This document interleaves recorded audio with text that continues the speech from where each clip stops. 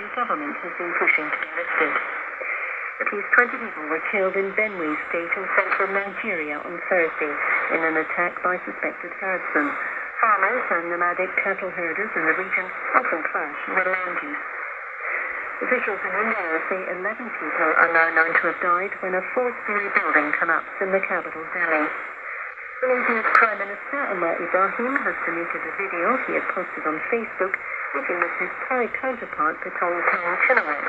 Popular Thai song playing in the background of the clip contained derogatory lyrics.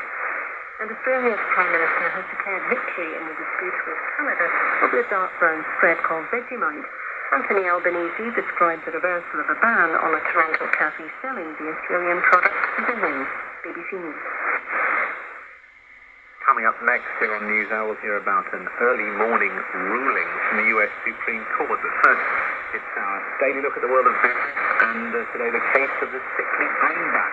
Currencies fluctuate all the time, but ever since Donald Trump announced his mass tariffs, there's been a rare, notably steep sell-off in the US dollar. So, does it threaten the dollar's dominance? What could that mean? I'll be discussing that with Chelsea Delaney of the Wall Street Journal. The dollar is in the midst of what I think everyone would agree is a historic sell-off. So this year, we've seen it fall over 8% against the basket of peers. It hasn't fallen that much at the start of the year in at least 4 decades. So this is a sell-off of historic proportions. It's one for the history books. And for so long, we've been living in this strong dollar world.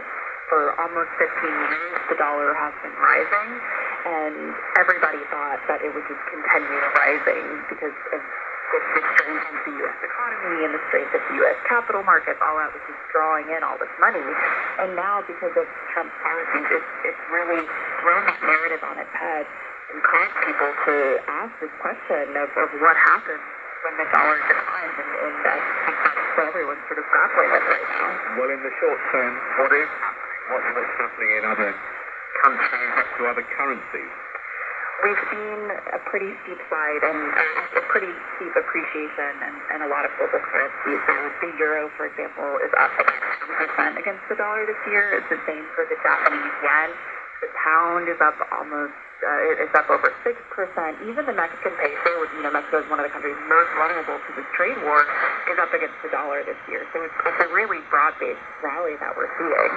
So what does it mean for exporters, for example, from those countries?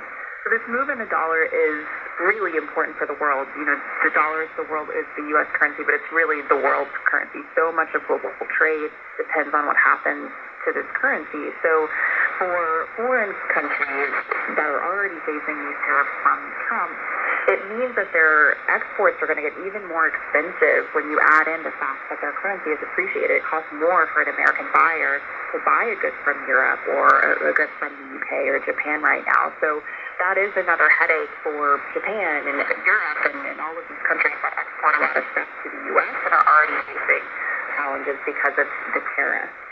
Well, what about American exporters? Clearly they are at the center of Donald Trump's thoughts, aren't they, when it comes to tariffs?